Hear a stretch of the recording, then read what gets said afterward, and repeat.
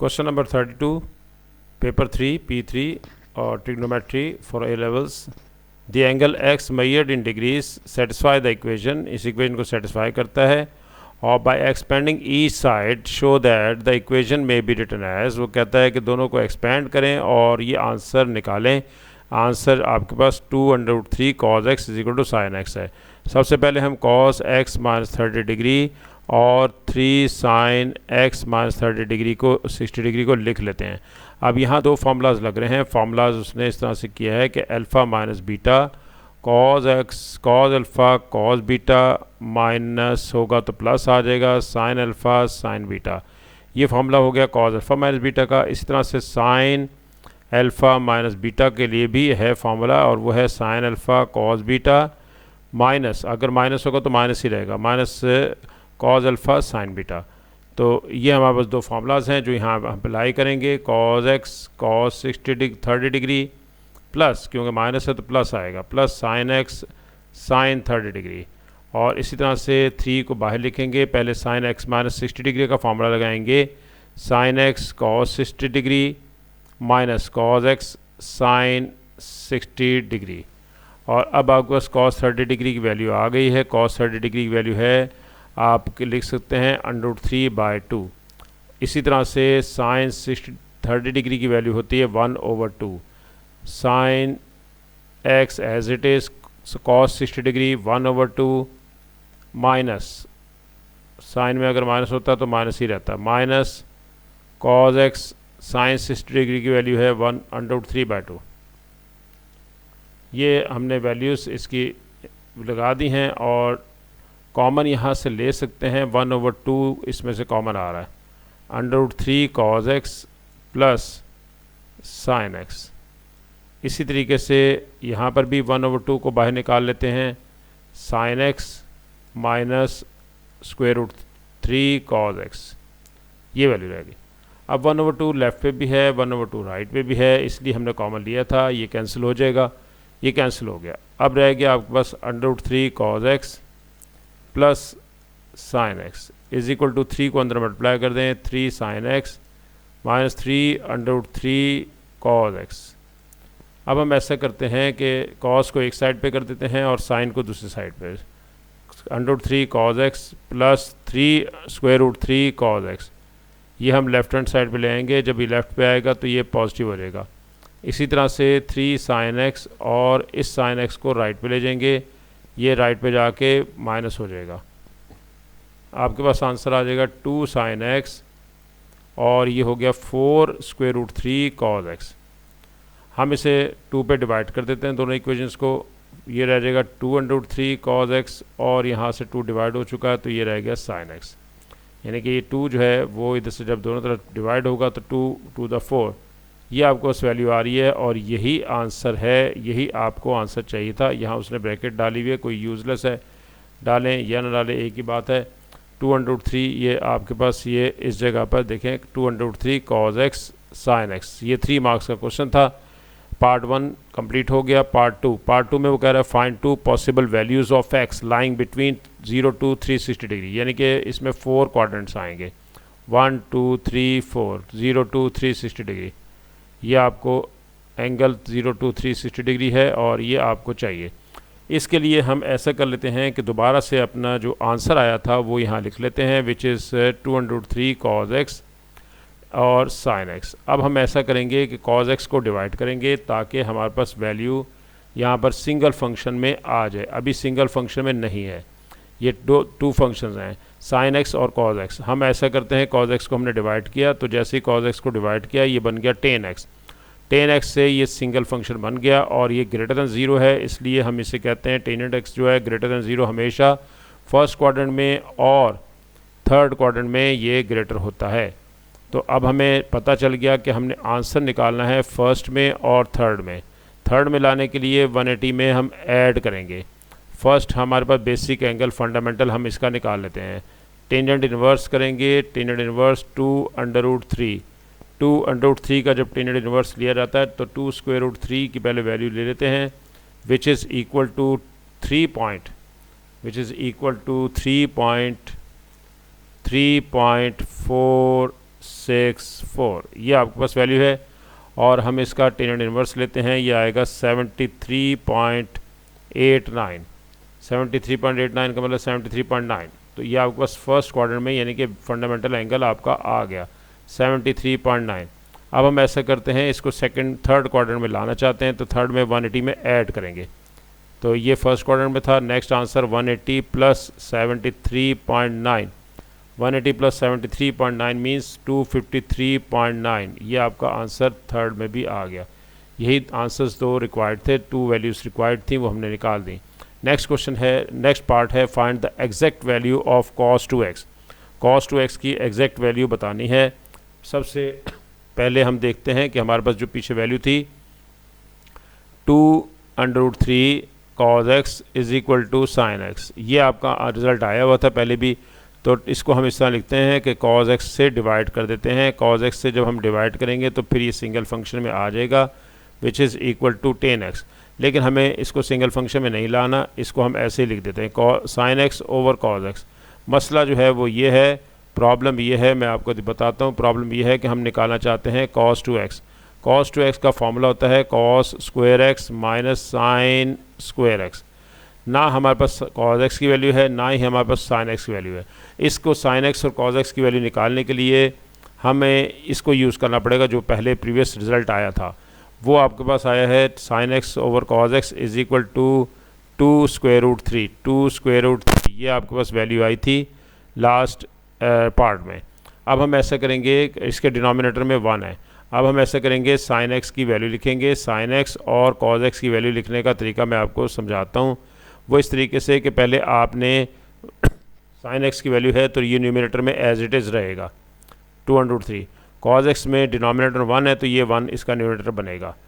Divided by square root लेना है, दोनों में स्क्वायर रूट लेना है आपने, दोनों में स्क्वायर रूट लेना है। और इसमें करना ये होता है कि फर्स्ट ऊपर जो वैल्यू है 2√3 इसका स्क्वायर करना है, प्लस डिनोमिनेटर में 1 है इसका स्क्वायर करना है। नीचे भी ऐसे ही होगा 2√3 whole square plus 1 square. Answer यहाँ पर आएगा 2√3 डिवाइडेड बाय 12 प्लस 1, 12 प्लस 1 यानी कि 13 हो जाएगा, ये 13 ये आ गया। और इसी तरह से यहाँ पर आएगा 2/√13, ये भी √13। हमें यहाँ पर इनकी वैल्यूज़ लगानी है क्योंकि cos 2x का एग्जैक्ट आंसर चाहिए। तो cos x की वैल्यू है 1/√13 स्क्वायर माइनस 2/√13 ओवर √13, ये साइन स्क्वायर की वैल्यू। अब हम इसका स्क्वायर रूट ख़त्म करते हैं, ये 1/13 हो गया। यहाँ पर 4 × 3 12 ऊपर आ गया, और क्योंकि स्क्वायर से स्क्वायर रूट कट जाता है तो ये 3 रह जाएगा, 2 का स्क्वायर 4, 4 × 3 12, और नीचे भी 13। अब हम इसका एलसीएम लेते हैं 13, 1 - 12, आंसर आ गया -11/13। cos 2x का आंसर आपने निकाल दिया। ये आंसर आपको एग्जैक्ट चाहिए था, ये cos 2x का आंसर चाहिए था, सॉल्व नहीं करना था, x नहीं निकालना, बल्कि हमें cos 2x का आंसर रिक्वायर्ड था, ये हमने निकाल लिया। क्वेश्चन नंबर नेक्स्ट है क्वेश्चन नंबर 33। क्वेश्चन नंबर 33 में वो कह रहा है कि प्रूव करें इस आइडेंटिटी को। हम साइड ले लेते हैं लेफ़्ट हैंड साइड। एक तो ये वजह है लेफ़्ट हैंड साइड लेने की कि हमें ये ज़्यादा सिंप्लीफाई हो सकती है। हम इसको ज़्यादा सिंप्लीफाई करने के लिए यानी कि कॉस और साइन में ला सकते हैं, राइट हैंड साइड को भी ला सकते हैं, लेकिन इसमें आपके पास सेंटर में माइनस है, माइनस या प्लस हो तो वो साइड ज़्यादा सिंप्लीफाई हो सकेगी। यानी कि हम इसको एलसीएम ले लेंगे साइन थीटा और कॉस थीटा का। पहले हम साइन थीटा कॉस थीटा में लेकर आते हैं सारी इक्वेशन को हमेशा। अब इसका एलसीएम लेंगे साइन थीटा कॉस थीटा, जब एलसीएम लेंगे साइन थीटा कैंसिल हो जाएगा, क्योंकि यहाँ पर भी साइन थीटा है डिनोमिनेटर में, ये भी साइन थीटा है, कैंसिल हो जाएगा। कॉस रह गया, कॉस को कॉस से मल्टीप्लाई करेंगे तो आंसर आएगा कॉस स्क्वायर थीटा। डिनोमिनेटर में अब आपके पास फिर दोबारा से कॉस थीटा है, अब ये कैंसिल होगा और बचेगा साइन थीटा। साइन थीटा को साइन थीटा से मल्टीप्लाई करेंगे, ये आएगा साइन स्क्वायर थीटा। आंसर हमारा थीटा में नहीं है, आंसर कौन सा है? आंसर इसका right hand side. Right hand side अगर देखी जाए तो ये है एंगल 2 थीटा, तो इसको हम 2 थीटा में लेकर आएंगे। 2 थीटा में लाने का तरीका ये है कि cos square theta minus sine square theta, this is equal to cos 2 theta. ये तो हो जाएगा न्यूमरेटर का आंसर, लेकिन डिनोमिनेटर में है साइन थीटा कॉस थीटा। हमें पता है कि sine theta cos theta 2 sine theta cos theta, this is equal to sine 2 theta, लेकिन 2 साइन थीटा कॉस थीटा नहीं है, तो हम पहले काम ये करेंगे कि इसमें 2 से डिवाइड भी कर देंगे और 2 से मल्टीप्लाई भी कर देंगे। इसका फ़ायदा ये होगा कि डिनोमिनेटर में हमारे पास वैल्यू बन गई साइन 2 थीटा, साइन 2 थीटा। अब ये आपके पास वैल्यू साइन 2 थीटा की आ गई, जबकि हमें यहाँ ये मिस्टेक है, कॉस 2 थीटा है, कॉस 2 थीटा है। अब cos 2 theta over sine 2 theta हो गया कॉट कोटेंजेंट 2 थीटा, यही इसकी राइट हैंड साइड है। हमारे पास ये आंसर आ गया राइट हैंड साइड का। क्वेश्चन कंप्लीट हो गया हमारा। नेक्स्ट क्वेश्चन देखते हैं क्या है। नेक्स्ट क्वेश्चन में वो ये कह रहा है, 34th क्वेश्चन है, express 4 sine theta minus 3 cos theta in the form, तो इसे इसमें एक्सप्रेस करना है 4 sine theta minus 3 cos theta is equal to R sine of theta minus alpha. R की वैल्यू ग्रेटर दैन 0 है और थीटा लाई कर रहा है 0 से 90, 0 to 90 का मतलब है कि ये फर्स्ट क्वाड्रेंट में लाई कर रहा है। Stating the value of alpha in 2dp, वो कह रहा है सिर्फ अल्फ़ा का आंसर निकाल दें और हमें आर भी चाहिए। तो हम पहले इसको फॉर्मूला लगाते हैं इसके ऊपर, साइन अल्फ़ा माइनस बीटा का, sign theta cos alpha minus cos theta sine alpha, ये हमने वैल्यू लगा दी, इसकी फार्मूला लगा दिया। अब ब्रैकेट ओपन करते हैं, R sine theta cos alpha minus R cos theta sine alpha. अब इसे इक्वेट करते हैं, equating the coefficient of sine theta and cos theta. Sine theta का कोफिशिएंट लेफ़्ट साइड पे आपके पास 4 है और राइट साइड पे साइन थीटा का कोफिशिएंट है आर कॉस अल्फ़ा। इस तरह से कॉस थीटा के लेफ्ट हैंड साइड पे कोफिशिएंट है -3 और राइट हैंड साइड पे कॉस थीटा कोफिशिएंट है माइनस आर साइन अल्फ़ा। ये इक्वेशन नंबर 2 आ गई, ये इक्वेशन नंबर 3 आ गई, ये इक्वेशन नंबर 1 है। अब हमने इनके स्क्वेयर्स करके ऐड करने हैं, squaring and adding, squaring and adding. Squaring and adding से फ़ायदा ये होता है कि एक वेरिएबल इसमें ख़त्म हो जाएगा। 4 स्क्वेयर डायरेक्ट भी कर सकते हैं 16 और प्लस स्क्वेयर भी करना है, ऐड भी करना है। और राइट हैंड साइड पे cos square R square cos square alpha plus R square sine square alpha. अब हम इसे लिखते हैं 16 + 9 और आर स्क्वेयर इसमें से कॉमन ले लेते हैं, ये दोनों माइनस कैंसिल हो सकते हैं तो हमें ज़रूरत नहीं है यहाँ पर माइनस लिखने की। अब हमारे पास आर स्क्वेयर कॉमन ले लेते हैं, cos square plus sine square, cos square plus sine square, आपके पास वैल्यू आ गई 1। R square is equal to 25, R की वैल्यू ऑफ आर आपके पास आ गई स्क्वायर रूट लेने से 5। यहाँ पर अब वैल्यू ऑफ आर निकाल लेते हैं, प्लस माइनस नहीं लेंगे क्योंकि आर का उसने कहा ग्रेटर देन 0 है। अब हम इक्वेशन नंबर 3 को डिवाइड करेंगे इक्वेशन नंबर 2 पे। इक्वेशन नंबर 3 है आर साइन अल्फ़ा और इक्वेशन नंबर 2 में आर कॉस अल्फ़ा है। वैल्यूज़ चेक कर लेते हैं, वैल्यूज़ हैं पहले आर साइन अल्फ़ा की 3 और उसकी है 4, 3/4, 3 डिवाइडेड बाय 4। आर कैंसिल हो जाएगा इस केस में, वहाँ स्क्वेयरिंग एंड एडिंग लेने से एक वेरिएबल अल्फ़ा ख़त्म हुआ था, यहाँ पर डिवाइड करने से एक वेरिएबल यानी कि आर ख़त्म हो गया। ये वैल्यू आ जाएगी टेनेड अल्फ़ा आएगा 3/4। अब हम निकालते हैं अल्फ़ा का आंसर, अल्फ़ा का आंसर है टेनेड इनवर्स 3/4। ये आंसर आया पॉजिटिव है और फर्स्ट क्वाड्रेंट में पॉजिटिव होता है और ये थर्ड में पॉजिटिव होता है। थर्ड में पॉसिबल नहीं है क्योंकि 0 to 90 डोमेन है। हम इसको कैलकुलेट करते हैं, टेनेड इनवर्स 3/4। ये आंसर आ गया हमारे पास 36.869 और 2dp में आंसर चाहिए तो 36.87 आपके पास डिग्री है, 2dp में ये आंसर आ गया। 2 डेसिमल प्लेस हमने निकालना था अल्फ़ा का आंसर, ये हमने अल्फ़ा की वैल्यू फाइंड आउट कर ली है, अल्फ़ा का आंसर ये आ गया। नेक्स्ट हमारे पास इसी का 36.87 भी लिख सकते हैं, 36.87 ही लिखा है। नेक्स्ट आपके पास है हैंस सॉल्व द इक्वेशन, इसी इक्वेशन को सॉल्व करना है। पहले देखें कि क्या ये इक्वेशन वही है, सेम उसी में है कि नहीं। जैस 4 sine theta minus 3 cos theta cos alpha ये आपके पास है, तो यहाँ पर आप इसके आंसर को लिखेंगे पहले नंबर पर 4 sine theta minus 3 cos theta is equal to 2। Answer हमने इसको एक्सप्रेस किया था R sine of theta minus alpha. Check कर लेते हैं कि क्या था पीछे हमारे पास answer, R sine of theta minus alpha. ठीक है, R sine of theta minus alpha, R की वैल्यू 5 थी और अल्फ़ा की वैल्यू ये है, तो वह वैल्यूज़ लगा देते हैं हम। 5 sine of theta minus 36.87 degree, ये हमने यहाँ लिख लिया, इज इक्वल टू 2।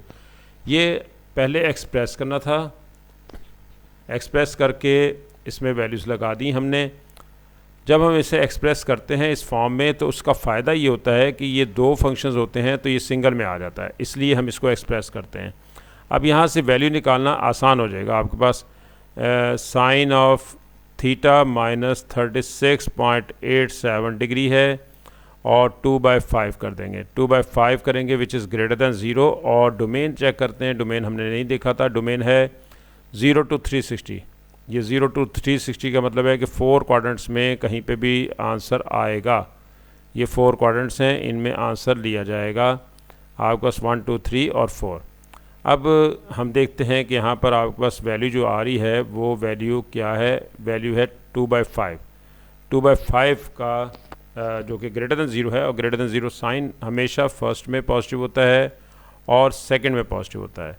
तो पहले इसका फंडामेंटल एंगल निकाल लेते हैं, क्या आ रहा है इसका बेसिक एंगल, फिर उसके बाद आगे चल सकते हैं। साइन इनवर्स 2/5, साइन इनवर्स 2/5 की वैल्यू हम कैलकुलेट करते हैं।